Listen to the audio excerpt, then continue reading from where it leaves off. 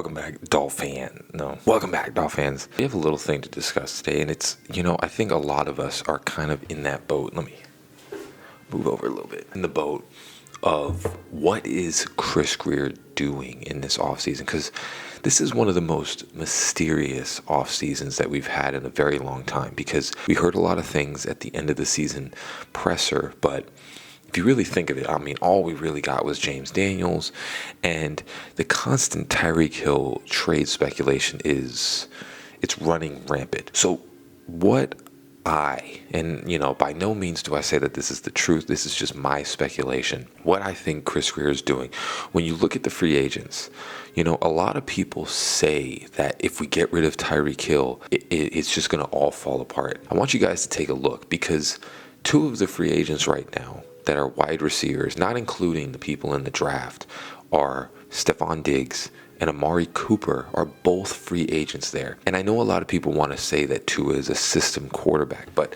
when you take a look at this system, it's not really that, just Tua could be a system quarterback. The receivers could also be system receivers, because the way that it's all set up, with the running starts and all that, which, they didn't ban the tush push, but they basically got rid of us doing the running starts. These players, I understand Tyreek Hill is very fast and he's very dynamic. But at the end of the day, and people may disagree with me. You can tell me in the comments down below, but you plug in Amari Cooper there, you plug in Stephon Diggs, you have somebody that can do the same offense. Now, I understand it's very complicated, but that's why Waddle would be taking over a little bit. But people are saying that you're just going to have this significant drop-off. I don't believe so. I really don't think that you're going to have a significant drop-off with Tyreek Hill. I mean, heck, if anything, if you get Stephon Diggs, he's not going to drop the passes that Tyreek Hill typically drops. So what I think that Chris Grier is doing in this offseason is, number one, not overspending for players like he has before. Typically, we've overspent for a lot of players, and it's kind of bit us in the butt a lot of the time, and underspent for our own players. If you think back, Christian Wilkins, you think back to, who else is here? Robert Hunt. A lot of these players, we should have paid them way earlier, but instead what we were doing was doing what most people want us to do again, splashing in free agency, spending all the money and not being able to retain our players. And, I think, yes, a lot of people think that they're on the hot seat. If we have a horrible season and we go like 5-12, sure. But if we make the playoffs this next season, I think they're fine. And what they're doing right now is, this is where the Dolphin fan base kind of, or any football fan base or any fan base in general, you guys want things too instantly. They've seen what they've done wrong. They're not going to just blow the load trying to do it this year. Clearly we're not ready for a Super Bowl coming into this year, and I think too many expectations were for that. They made some mistakes. Mike McDaniel made some mistakes as a head coach, and they're trying to fix it in the smartest way possible. And they probably had a sit down trying to figure out the solution to this problem. And the solution isn't going to be spending all the money on all these different guys, trying to do all the other things that everybody seems to want us to do. What it is spending enough money so that you get key players, and then being able to retain the guys that you have. Because when you think of it, yeah, we just lost Javon Holland, but you got Jalen Phillips coming up. You probably most likely are going to have either Austin Jackson or forgetting the linebacker's name. Oh my goodness. You know who I'm talking about. The guy that came in last year, he's incredible. I don't know why I'm forgetting his name. You're probably going to have to give Sealer a contract. I mean, there's just a whole bunch of players that are going to need contracts. And what they're trying to do is now, what I truly believe is that instead of spending all this money on free agency, let's get this team up to a point where we can make a playoff, possibly win a playoff game, or even just be competitive. And let's keep slowly building and signing the players that are, the ones that we want to keep back, giving Sealer a pretty decent deal, giving Oh my God, it's Terrell Dodson is the other one. I can't remember. Holy crap, dude. The linebacker, giving him an extension of a contract, I mean, giving Austin Jackson either another contract or whatever it is. These are going to be the keys that we're trying. And even James Daniels, you sign him, giving him an extension because I think he's going to play very well this season. They're trying to do it a different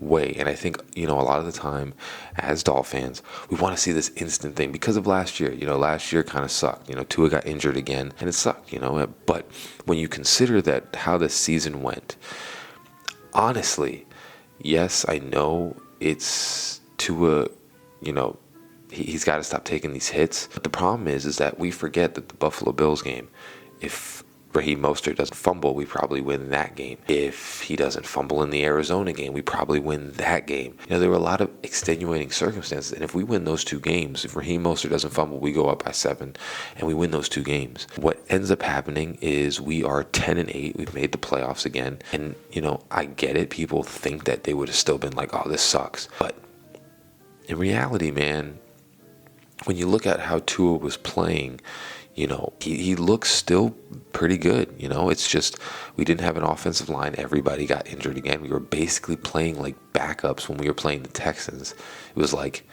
somebody named Cameron, and I think Aaron Brewer was the only one that was still in that wasn't injured. So what they're trying to do is not overspend, develop depth, and try and do it in a different path. And again, if you're thinking that we're going to make the Super Bowl, I don't think that's going to happen. But I do think that they're going to make the playoffs. The recipe for it, the way that it's been going, Tua doesn't get injured. They're making the playoffs. And that's what you want to see. You want to see them make the playoffs and build off of that. So when we're talking about what Chris Grier is doing over the offseason, I think, number one, there's a lot of speculation with Tyreek Hill, and it's probably warranted. They're probably looking around. I don't think that we can just sit here and say that Chris Grier's not looking around to see if we can find a solution. Tyreek Hill, you're not going to keep doing all these things if he's not hearing rumbling. So they're definitely looking for a trade. And like I said, when you consider this, Mike McDaniel, he can make system receivers. I truly believe that. And Amari Cooper and Stephon Diggs, those two guys are still out there. And you can definitely, if you trade Tyreek Hill, the offense is not going to fall off a cliff. You can get one of those guys, draft some people in the draft. I think people, they like to, over-exaggerate. Tyreek Hill's gone. It's just not going to be the same anymore. We forget, yes, Waddle had a off year, but it was an off year for everybody. And he still, if Tua was in a lot of those games, he probably still hits 1,000 yards.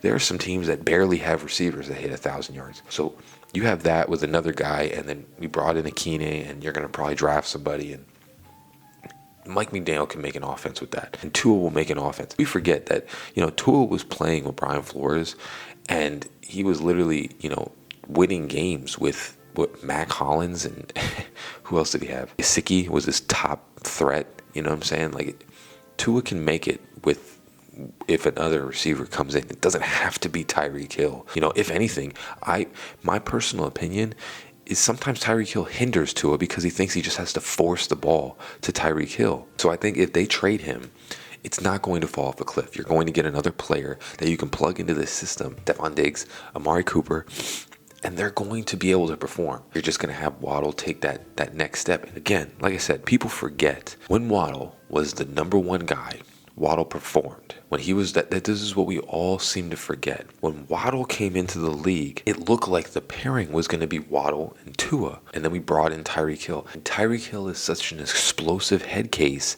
that I think it's gotten to Waddle, where he feels like he has to be the number 2. Like he can't be the number 1. Because whenever Tyreek Hill is out, I pray that you guys watch some of the film. You can go back on my channel when they played the Jets or whoever else they played. When Tyreek Hill is out, Waddle typically just performs. He goes 100 yards. He does it on Sauce Gardner, and he performs when he's the number 1 guy.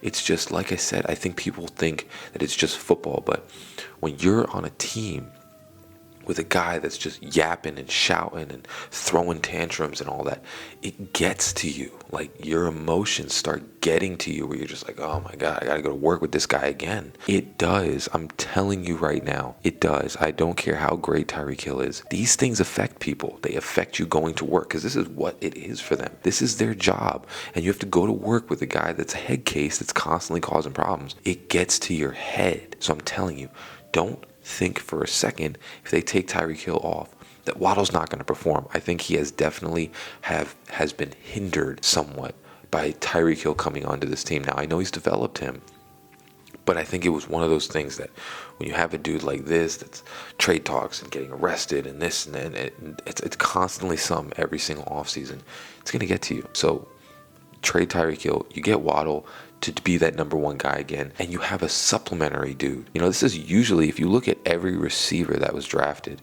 like that, Jamar Chase or any of them, they had a supplementary dude that went alongside them as they were developing. So it's like they were number one, and then they had a guy to go along with them. Jalen Waddle looked like he was going to be our number one, and then you brought Tyreek Hill, and he had to go to number two, which takes a toll on someone.